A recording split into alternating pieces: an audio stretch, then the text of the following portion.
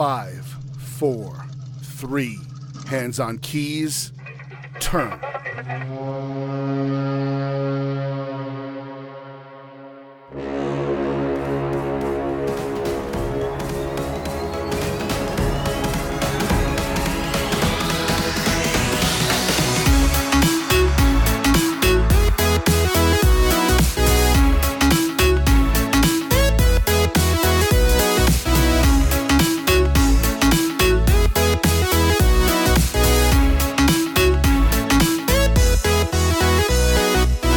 Greetings and felicitations. This is Michael Haspel. I am bringing you another one of these super short interviews, which we were pressed for time for and had to do kind of a round robin. So they are shorter than I would have liked, and any one of these people I could have gone probably a couple of hours with. And these interviews are a lot of fun and offer a lot of insight on how different authors have different processes. So, and fear not, true believers, we are going to return to our deep dive of Conan the Barbarian with part 5, covering the Battle of the Mounds, etc., through the end, probably this week. But I wanted to get some of these out first. Some folks have some releases coming up, and I didn't want these to just hang around. So this time I'm bringing you an interview with Aliza Mann. And she is such a hardcore reader that when she was a child, her mother would literally have to bribe her to go outside and play with her friends. So it's pretty crazy. She found a romance novel abandoned at the Detroit bus stop when she was 14. And that was kind of a pivotal moment. That was it. She read it and was instantly hooked. But then she started writing, and in 2010, she began honing her skills and joined Romance Writers of America, in addition to the Greater Detroit Romance Writers, a local chapter near her home. Her favorite romance subgenres are contemporary and paranormal. She loves trucks, movies that bring her to tears, baking, and Scrabble, which is an appropriate game for writers, I would assume. She does have some books out. She's written some stories in an anthology, A Soulmate for Christmas. She has a novel called Fury Rising and a portion of a novel called Dark Hearts that is out right now. Her newest novel will come out in April from Random House in 2019, and it's called Breaking His Rules. And without further ado, Aliza Mann. All right, and today on Quantum Froth Dispatches, I have Aliza Mann, that is with 2 N's, and her book is called Breaking His Rules. And would you tell us a little bit about yourself? Absolutely. First, thank you for having me here. My name is Aliza Mann, and I write contemporary and paranormal romance. I am a debut author with The Love Swept, Random House, so that'll be coming out in April 2nd of 2019. Nice. And I'm a huge superhero geek. So. Oh, excellent. Yeah. So we can have a lot to talk about. Absolutely. And all right, cool. Now, did you have any of your paranormal stuff? Is that published, or is it? I have one that I self-published a few years ago. It's called Dark Hearts, and it was a part of a novella that is no longer actually available for sale. Oh, okay. So, but yeah, it was a lot of fun writing that. It was about 5 of us, and it was all centered around one college town. And so I really enjoy writing that book. Excellent. And when you do the paranormal, are you doing ghosts or shapeshifters or? I love vampires and werewolves. Oh, you're talking my language. Yeah, my first love is vampires. I've been watching them since I was a small child. So I was freaked out by everything else, but not vampires, not werewolves. Oh, wow. Yeah, it's okay. very strange the way my brain works. So. Yeah, because I that's my playground too. Is the whole vampires and shapeshifters and they're fascinating, and right? all that kind of stuff. Yeah. So when you sit down to write first, so this is going to be multi-part. First, is it hard for you to sit down and get going? If I stop procrastinating, it's probably not that hard to get going. I have to have the stars stars aligned and everything, worked out. And then once I sit down, I can get going. I don't really get writer's block. I get very lazy. Okay. So that's my biggest problem. Yeah. And so do you have everything planned out ahead of time, or do you just write as you go? Yeah, so I spend some time, and I think every author you ask is going to have a different process, right? But I spend some time thinking about who my characters are. I do like to have a good idea of what they're capable of doing, and what kind of world they're playing in, what the rules are of that world before I sit down and start writing. And then I write. I don't really do a whole lot of detail plotting, but I do like to have a good idea of where I'm working with those characters, because even if you're not writing paranormal, even if you're writing contemporary, say a Canada, setting in Canada, right? So there's a way that people speak. There's things that they will do. So you have to take all of that into consideration. So I don't take those things to chance, but I will kind of let the plot fall into place for me. Right. But I know my characters really well. That kind of answers the other question I was going to ask, was how important you thought research was, but obviously pretty important. I think anytime you can bring that element of realism, even if you're writing paranormal, right? You want to make sure that people have something that resonates about their world and they know that that's true, right? If you're unreliable with your setting, people kind of don't trust the story, right? Yeah, exactly. So, people often move to different stories or whatever over different times. So do you have a favorite story or a story that influenced you? And it doesn't have to be a book. It could be a movie. So there's a lot of movies that actually influenced me.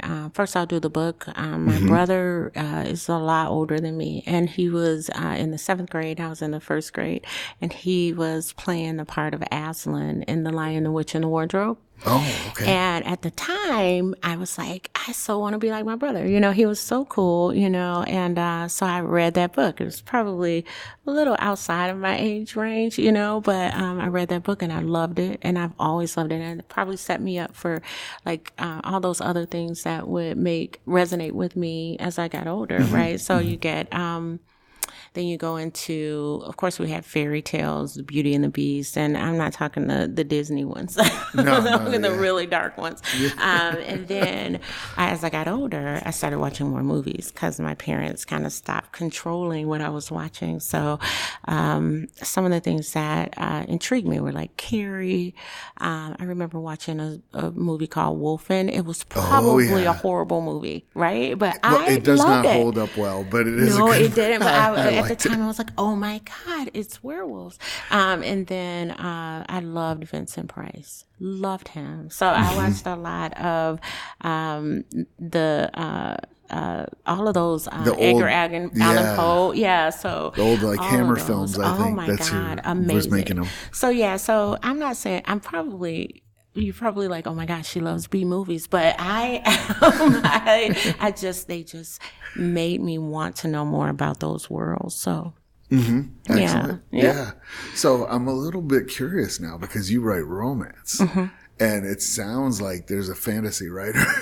It is, right? So I write a lot of paranormal, but if you're a reader of romance, and you might not be, but there were a lot of vampires out a few years ago, right? Oh, yeah, so there were sparkly vampires, and there were, vampires who lived in small towns like Sookie Stackhouse. So it was inundated with vampires. So the publishing industry kind of took a step back and said, we're not going to write those for a while. So I have probably 3 vampire stories just sitting there waiting. Okay. So I do hope that the industry kind of swings and heads back in the other direction. Yeah. I personally don't believe you could have too many vampires. There's no such thing as that for me because they're all so different, Yeah. Everyone has their own take on it. Exactly.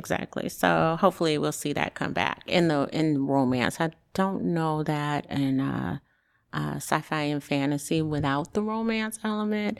I don't know that they were kind of on the downswing over there, but in romance it was inundation, and then it kind of, it's coming back again. I think. Yeah. Fingers crossed. All right. Well, have you ever taken like a dream or a nightmare and turned it into something you wrote? Actually, yeah. So there were a couple of times that that happened to me in my paranormal writing. Most of the time, my influence comes from things that I see. So my breaking his rules, I actually was watching a guy who was kind of chauvinistic on a podcast. He was it's a popular podcast, and this guy was kind of like super chauvinistic. And I was like, you know what? He just hasn't met the right woman. She'll change his whole, So I wrote that story about him meeting his match, but I have had dreams that influence them. And a lot of times, though, when you wake up in the middle of the night, write your dreams down. We read them back in the next morning. They're not that good. So, most of the time it's things I see while I'm awake. Okay.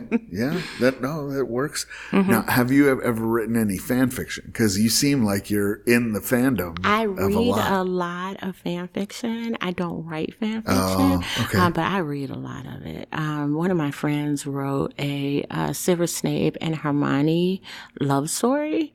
I know, right? But she was an adult, so don't forget. Okay. She was an adult at that time, and it was probably like 20 years after she graduated from Hogwarts. And they met and fell in love. And once I got past the fact that it was Severus and Hermione, it was actually really good. But I do read a lot of fan fiction. A lot, actually. So I'm a huge Harry Potter geek. Okay. So segueing into that, all right. If there was an alternate reality where you couldn't write any of your books, but you had written one other book, okay, which one would that be? Oh, it's a hard question. Oh my gosh, I guess it would have to be Harry Potter. That's a pretty good one. Yeah, I absolutely love Harry Potter. You buy that for your kids, and not saying how old I am, but but I bought it for my kids, and I was sitting there with them, and I was reading it aloud because my son was too young to read on his own when that came out, and I fell in love, and I'm like, I stopped reading aloud, and I'm kind of like, and they're like, what?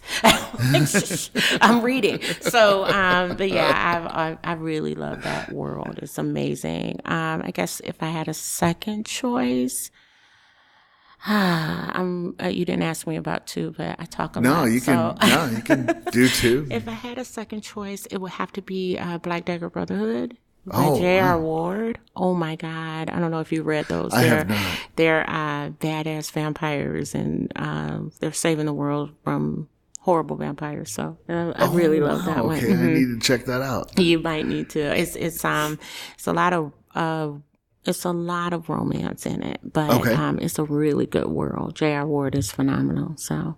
Oh, I will definitely look that up because that sounds right up my alley. Yeah, it's really good.